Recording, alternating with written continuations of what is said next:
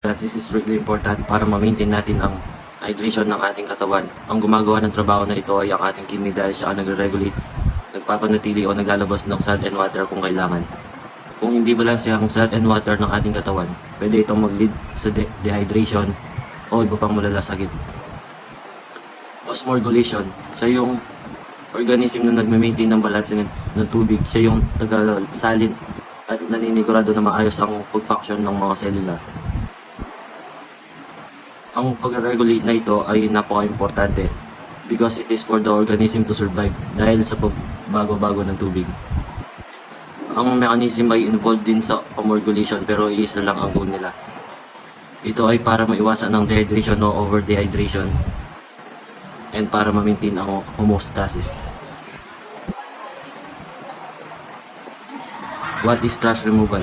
Ang pag-alis ng basura ay isang pangangailangan upang matiyak ang isang malinis na kapaligiran, kaligtasan sa kapwa-tao at tayo. Ang waste removal. Pag-alis ng basura ay napakahalaga para sa pananatili ng kalinisan at kalusugan kapwa sa personal at kapaligiran. Good morning. So today we're going to talk about how hormones govern body activities. So if you don't know, guys, we have 50 different types of hormones that regulates everything in our body. So the endocrine hormones helps to control mood, growth, and development, the way our organs work, metabolism, and reproduction. So how hormones affect the activities of our body? Hormones affect everything from blood, sugar, to growth and fertility, sex drive, metabolism, and even our sleep. So if we have 50 different types of hormones, we're only gonna talk about the 8 major endocrine glands in our body. So first we have hypothalamus, pituitary glands, pineal glands, thyroid, parathyroid, adrenal glands, pancreas, vessel, gonads. So in gonads we have 2, which is the testes and ovary. So testes for male and ovary for females. So saan nga ba naka-locate itong mga major endocrine glands na to? Yung 8. So kung makikita nyo dito sa picture na to, yung hypothalamus, pituitary gland, yung pineal gland is located siya in our brain. So yung parathyroids and yung thyroids, nakalocate naman yan banda dito sa ating neck. And yung adrenals, nakalocate naman yan on top of our kidney. So sa taas ng kidney natin nakalocate yung adrenals. And yung pancreatic na nakalagay dito, which is yung pancreas, nakalocate naman yan. So sa likod ng stomach mo, which is dun nakalocate yung pancreas. Yun, so yung gonads, which is yung testes, and yung ovaries, which is yung ovaries para sa babae and testes para sa lalaki. Bakit nga ba naapektuhan ng hormones natin yung pagtulog natin? So the reason kung bakit naapektuhan ng hormones yung pagtulog natin is because of the melatonin in our body. So melatonin is a hormone produced by the pineal gland. So yung nagpo-produce nun is yung pineal gland na nakalocate sa ulo mo. So the pineal gland associated with the body sleep and your wake cycle. It helps you regulate the body's circadian rhythm so you can fall asleep. So kung naapektuhan ng pineal glands yung pagtulog natin, ano naman naapektuhan ng hypothalamus? So ang naapektuhan naman ng hypothalamus, which is yung hunger, yung thirst, yung mood natin, pati yung blood sugar natin. So how about the pituitary glands, no? Ano namang naapektuhan ng pituitary glands sa katawan natin? So pituitary glands, it helps you regulate your growth, metabolism, and reproduction through hormones na pinoproduce nito. So yung parathyroid and yung thyroid, no, it helps you regulate the amounts of calcium, phosphorus, and magnesium in your bones and blood. So how about your adrenal glands? So it helps you control your heart rate, blood pressure, and other important function in your body. So meron daw 2 adrenal glands sa taas ng kidney mo na nag-helps you to regulate or to control your heart rate and blood. So how about the pancreas in your body? What does the pancreas do to your body? So the pancreas helps you to digest your foods. And lastly, the gonads.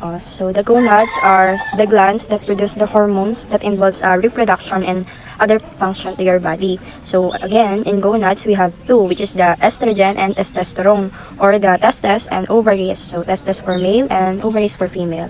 So that's all for today. So those are the 8 major endocrine in your body.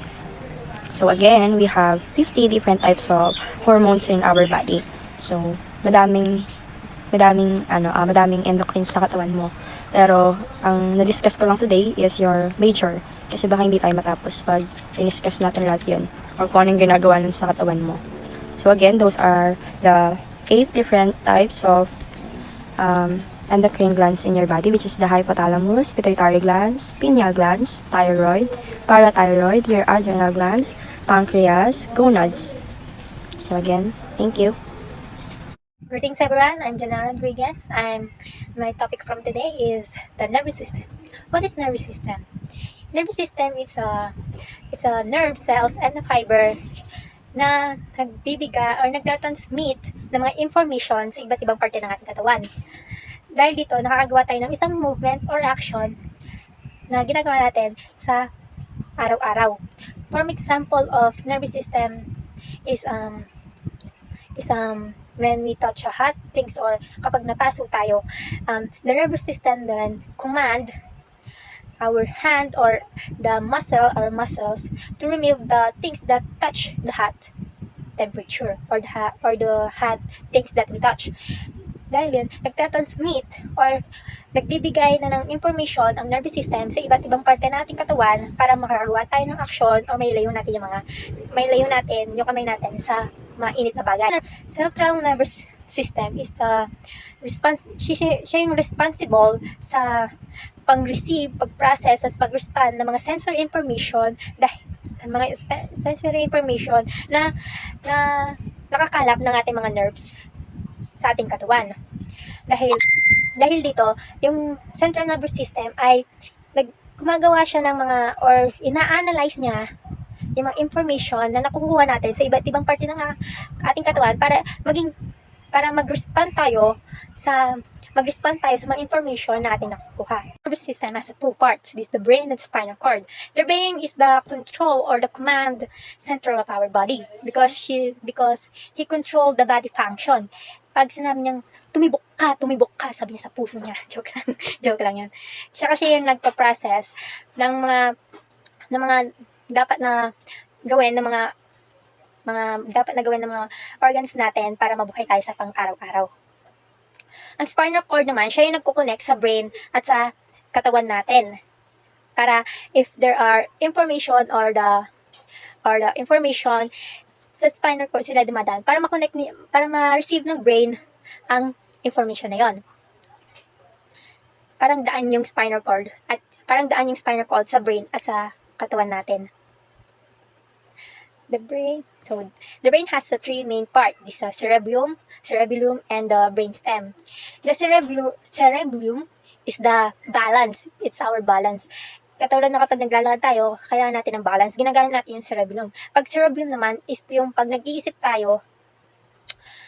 kapag nag-iisip tayo or nag-memorize or yung mga emotion natin, ginagamit natin yung cerebellum. May two parts to cerebellum that I did not. Hindi sa two parts is the left and right. May mga quotes nga na sinabi na 10% lang daw yung ginagamit natin sa utak natin. But, the spinal cord also has a main part. This is the cord, nerves, pia mater, and etc. Second, next divisions of the nervous system, the peripheral nervous system. It is the part of your nervous system that lies outside our brain and the spinal cords. Peripheral nervous system has two main parts, the autonomic and somatic nervous system. The autonomic is the involuntary action. Ito yung mga internal parts natin sa katawan na involuntary action sila kasi hindi na naman natin sila mapipigilan na gawin yung dapat nilang gawin. And the somatic nervous system is the voluntary action. Ito yung mga ginagawa natin na gusto natin or na ginagawa natin na may free will tayo. Katulad ng pagtakbo, paglakad, and etc. So the autonomic is the involuntary, somatic is the voluntary, somatic nervous system. The autonomic nervous system has a two main function also. This is the sympathetic and parasympathetic. Sympathetic is the best known for its role for responding from dangerous situation or kapag may kapahamakan, ginagamit natin yung sympathetic nervous system natin kasi siya yung fight and flight na mas kilala siya. And the parasympathetic is also known as the rest and digestion. Ito yung kapag nagpapahinga tayo at yung puso natin ay nagka-calm or mabagal na lang yung tibok niya.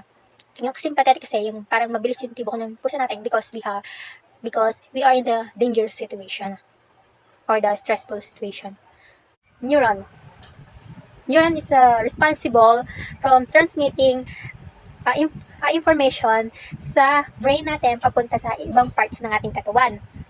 Kaya bago magpunta yung information natin sa sa brain natin or sa iba't ibang parts ng ating katawan, dumadaan muna to sa neuron natin. There's also 3 classification of a neuron: the sensory, and the motor, and the associative neurons. The sensory, as its name, sensory, ibig sabihin sense.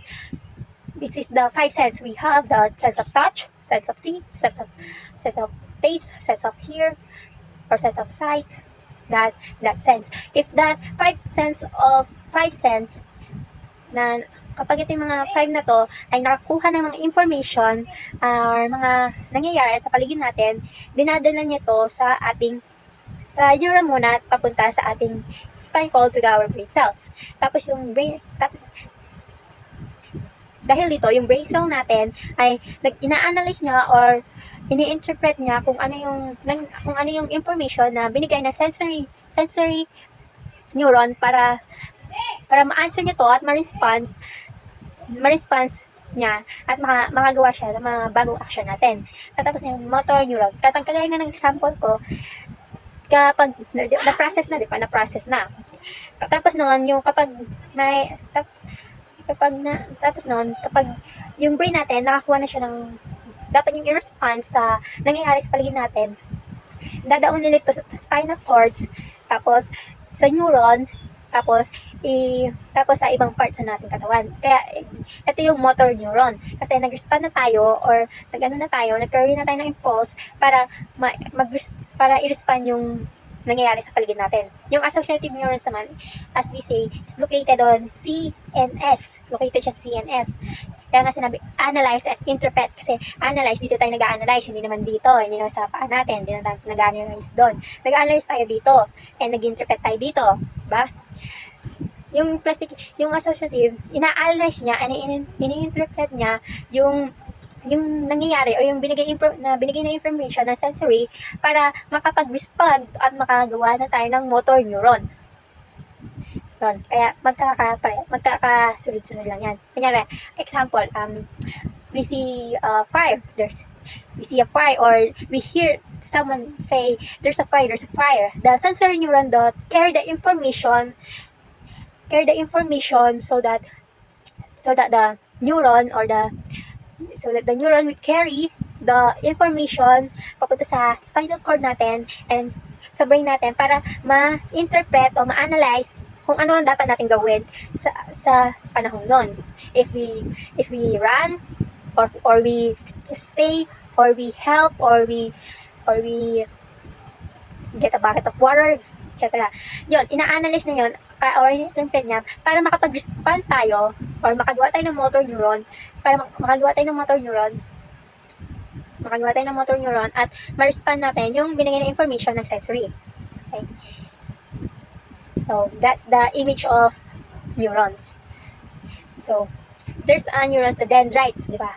It's the dendrites. Dito mag-uumpisang dumaan yung information na nakuha ng sensory natin papunta sa axon terminal para mapunta sa spinal cords natin and brain. Pag gumawa naman siya ng motor neuron yung brain natin, ay una siyang pupasok sa axon papunta sa dendrites at saka sa ibang parte nating katawan. And that's all. Thank you for listening and watching to my presentation. And all, nag-enjoy kayo. Bye-bye!